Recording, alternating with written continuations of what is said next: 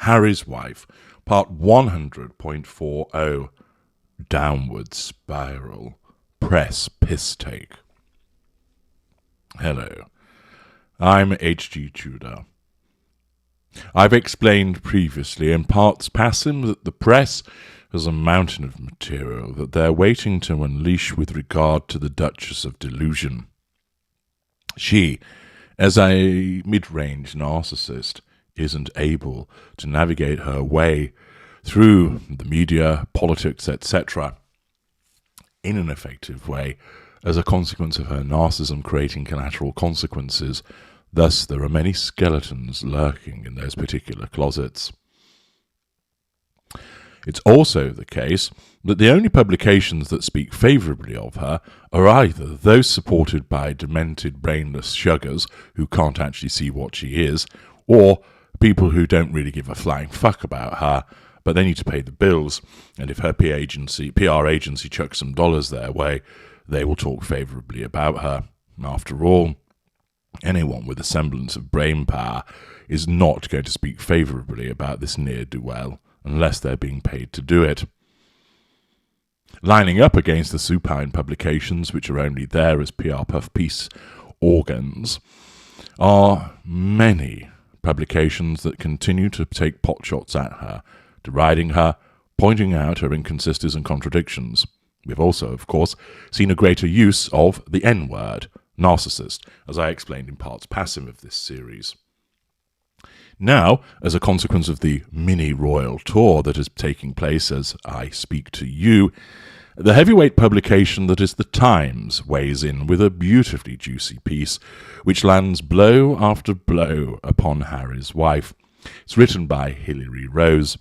For those that you don't know, The Times is effectively a broadsheet publication in the United Kingdom. It's not a rag, and it's certainly not sucking on the teat of PR puff pieces a la Hello, Tatler, People.com, Town and Country, etc. Make yourself comfortable, because now you're going to enjoy listening to this press piss take of Harry's Wife. Harry's Wife and Harry's Not Royal Tour, and oh no, another podcast. Manchester, Dusseldorf, London. Can you keep up with the Sussexes, and do you want to? Asks Hilary Rose. For those of us who have had more than enough of Harry and Harry's wife, I'm afraid they're back on this side of the Atlantic. The good news is that it's not for long. If we are lucky, they could be at 37,000 feet heading due west as soon as Thursday afternoon. Harry's wife and Harry are on a mini freelance royal tour, no doubt, with Netflix cameras in tow. Residual benefit. Its purpose is to remind them that he's a prince and she's a princess, even though she isn't, but whatever. The thing to remember is that she has no interest in titles or grandeur, or at least that's what she told Oprah, so it must be true. Revision of history, lie. The couple flew into the United Kingdom on Saturday, reportedly on a commercial flight. They went straight to Frogmore Cottage, their former marital home in Windsor, mere moments from a wide selection of family members who aren't talking to them. No contact regimens. Today, they were in sunny Dusseldorf for the one-year countdown to the 2023 Invictus Games, the event founded by Harry. The Germans were keen to point out that the couple were private citizens, not visiting heads of state, so there would be none of the motorcycle outriders that Harry complains bitterly he no longer gets in Britain 24/7, not even when he wants to go to Soho Farmhouse.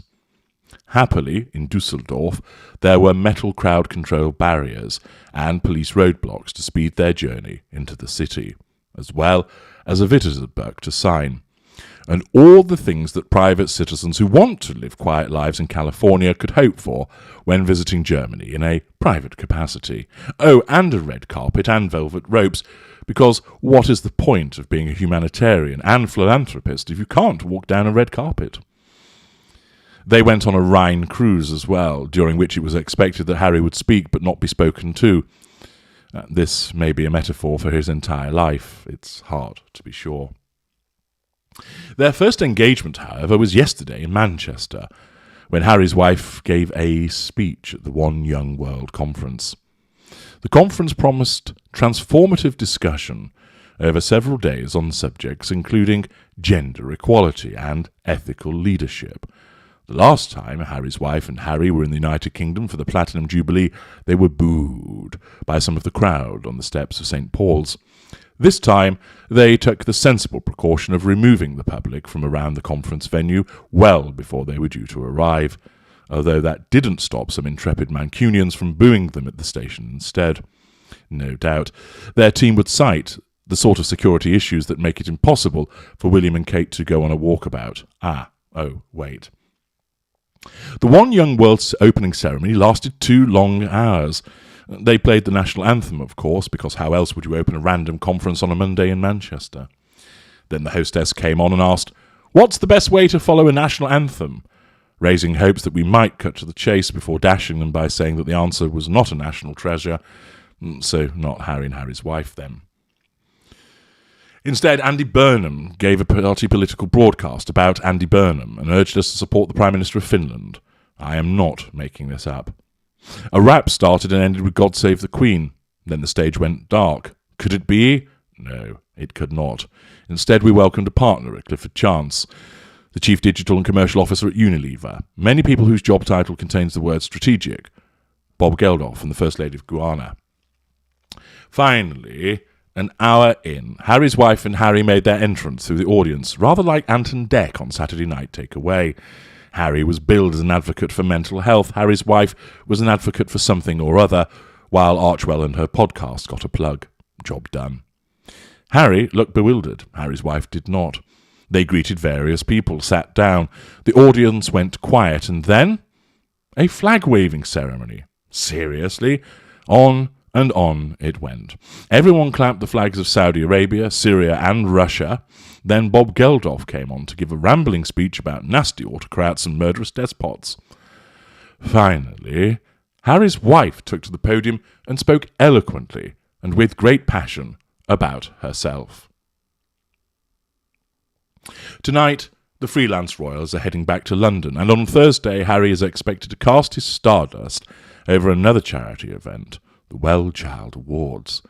And into this glorious brand-building bullshit dropped the third of Harry's wife's podcasts, along with the dispiriting knowledge that there are 9 more still to come. This week's interviewee was Mindy Kaling, whose name rang a bell. Yes, said a friend, but that's because you're thinking of Mork and Mindy, which is true. Kaling is a very successful actress, comedian, writer, producer, and director. I don't do podcasts, she says at the beginning of the podcast. Neither do I, says Harry's wife, and my brain started to hurt. Kaling seems well adjusted, and therefore a good fall for Harry's wife, who pondered injustice in the world, beginning with how it pertains to herself. When I started dating my husband and we became engaged, everyone was like, "Oh my God, you're so lucky he chose you." In honour of our comedian guest, a recording of an anonymous man with a British accent suddenly gets airtime, saying that women aren't as funny as men. What? Who said that? When?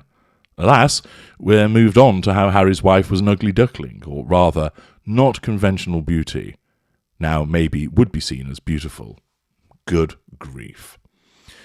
And then a small chink of brightness opens up, the faintest of possibilities that Harry's wife, who takes herself so terribly seriously and demands that the world do likewise or risk a writ, is being lightly trolled by her own guests on her own podcast. Last week, Mariah Carey called her a diva, but later clarified that it was definitely a compliment. This week, Harry's wife gushes pointlessly and at length about Kaling's dress. That comment, says Kaling, will make me happy for life. Harry's wife complimented my outfit. Or how about this? Your life is so together. On Oprah, I was like, oh my God, she has chickens. Who has their shit together enough to raise kids and chickens? And Harry's wife laughs humbly, as befits someone who is raising both children and chickens. Back in 2014, a little-known actress called Harry's wife hustled her way onto the One Young World conference schedule. This time, she was the main event. What a difference a prince makes. An excellent article that lands blow after blow upon her, and does so, of course, by virtue of challenge fuel, if Harry's wife were to read it. But more importantly, what this does is continue to demonstrate that the media recognises, other than those that are being paid for, that she is a clown, that she is self-obsessed, that she is a narcissist. And now they are repeatedly pointing out her failings and quite simply taking the piss out of her. This will continue. It will increase in volume as more and more people are emboldened by this and are quite simply sick and tired of her. The only thing is she will continue to be talked about. Why? Because she just generates so many talking points through her sheer idiocy as a consequence of the collateral consequences of her narcissism. She really is the gift that keeps on giving and has been doing so, as you can see from the number of parts that I've created. She just gives you a wealth of material, both in terms of demonstrating all of the behaviours through the narcissistic dynamic, but also quite simply to keep pointing out that she is utterly unlikable, completely vacuous, and so easy to take the piss out of. I'm H.G. Tudor. Thank you for listening.